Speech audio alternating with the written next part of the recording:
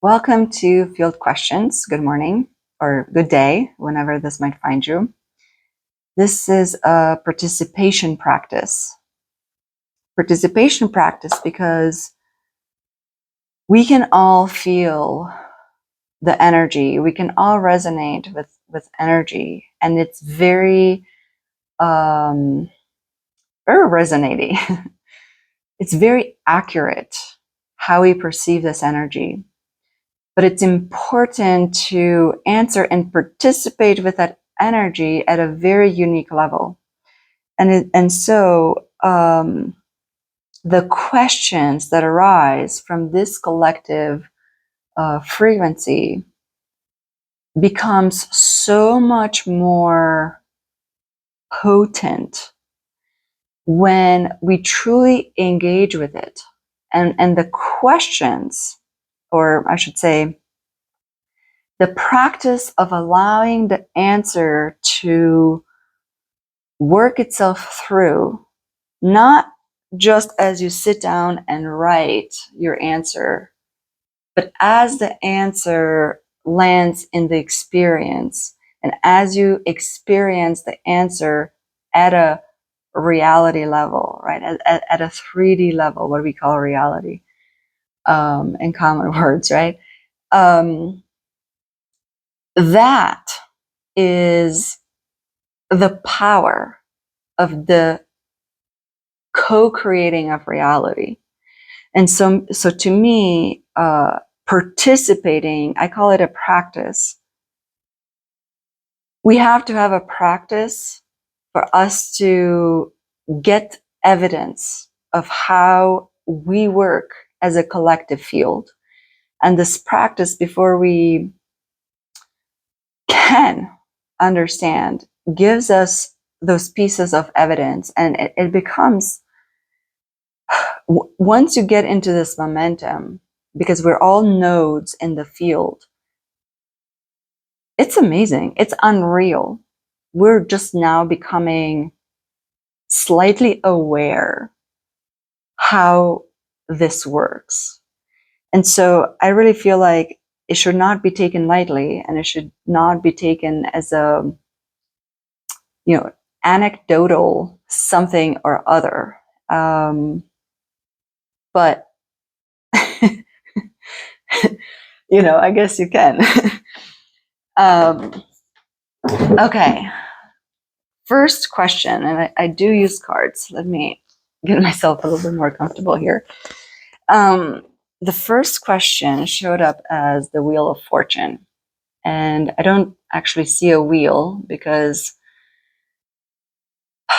this card, both of them, this entire experience talks exactly what I've been living through these past 5 days, 4 days, I don't even know. To me, I see a hurricane, like literally the eye of a storm. It's just, it's not a wheel at all. The questions that came up pretty quickly was, how is one to survive? How is one to manage all these changes at such rapid pace? ... And be centered, and be zen, and be a leader, knowing what to do. And then the execution, doing it right, doing it on time, doing it to all these expectations. How is one to manage all that? This question arose, like I was saying, because these days have been exactly that. I couldn't do my practice on Saturday or Sunday when I usually have it, and I feel like I lost my stability, my footing of the week.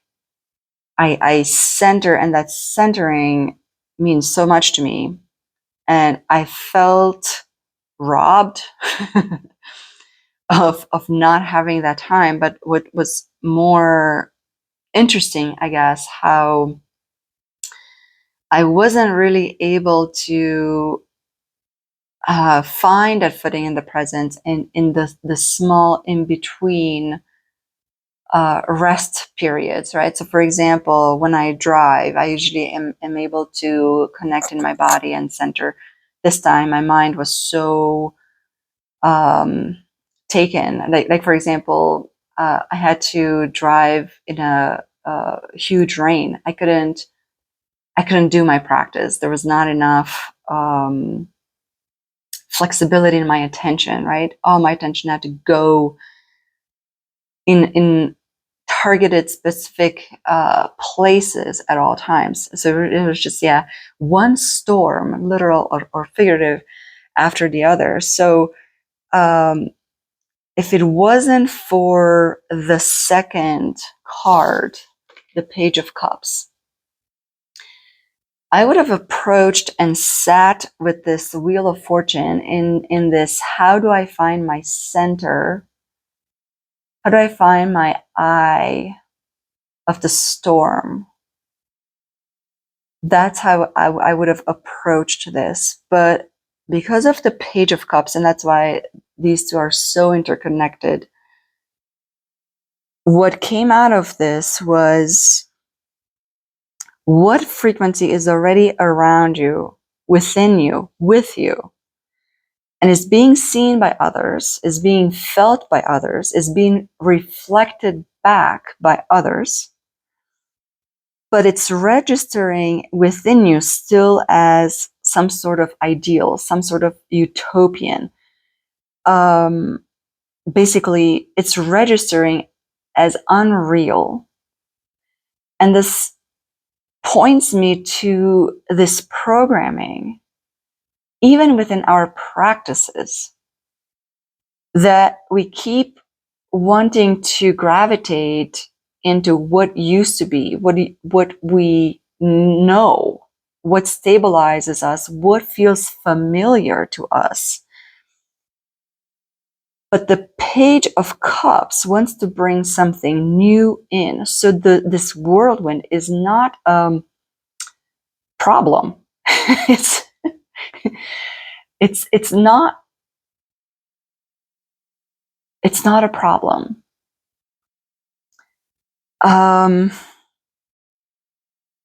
What is the problem is that we're it's this gravitation that we're trying to navigate this whirlwind with yesterday's tools. So when I say yesterday, it is literally, it could be like that. Remember when you used to feel that a day used to be 2 days, and then it's like, I'm living 3 days in a day. I don't know how many days we're living. It's literally moment by moment. In Osho Zen, there is a card, moment by moment. And I know some moments can feel like eternity, and then some moments go by so fast. But now our attention and our awareness, time basically, is shifting in ways that we haven't experienced before. And we're entering, because this is, see this energy? It's like, this energy is when pigs fly type energy, right? It's a dreamy, it's a very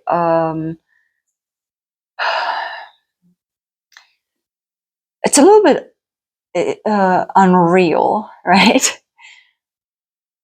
But what I'm now getting, it's the whirlwind is necessary. The whirlwind is reshaping. So we need to be the palm tree in the wind, where the strength comes from flexibility rather than rigidity, rather than the familiar.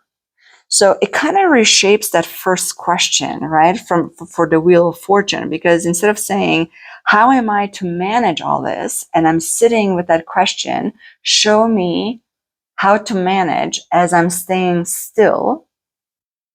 The question becomes more like, what remains trustworthy in me while everything is turning. And this trustworthy is so flexible because it talks about I'm not diluting my reality.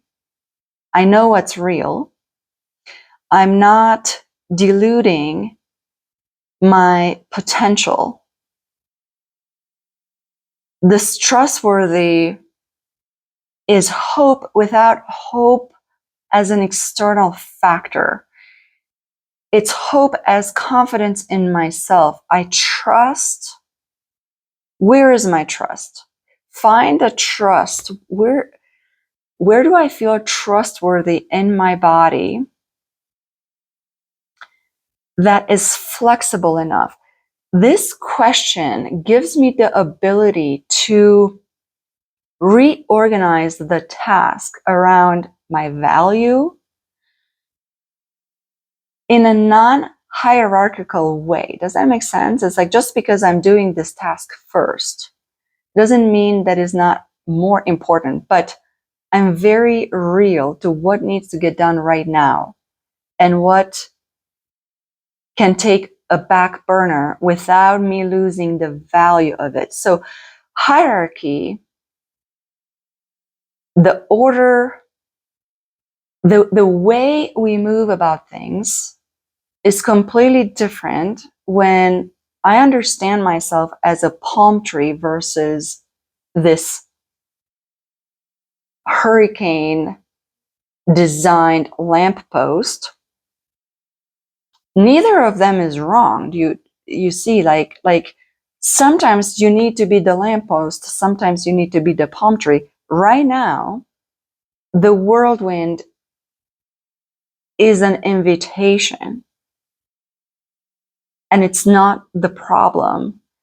So this engagement with what is happening, this curiosity of remaining in relationship with life, is asking you to assess each hurricane as it comes and assign the tools that it's asking for instead of just grabbing for that stability because it's familiar.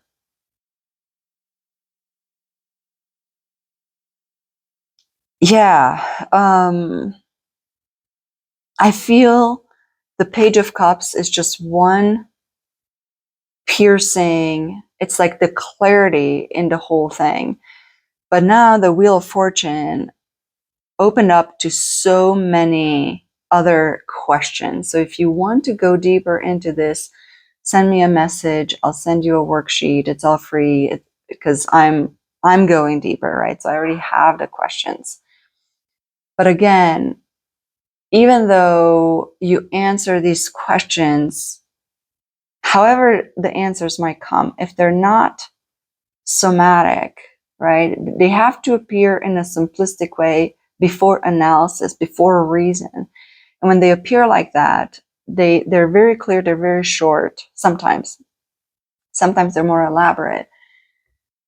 But the more important thing is allow the questions to become a living experience.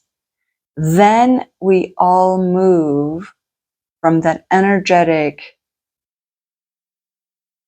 light beam. In unison, there is a coherence that is happening, but it's not driven by one or the other. It is co-created when you participate with this in this way. Anyway, I wish you an amazing, curious experience, and I'll see you in the next one.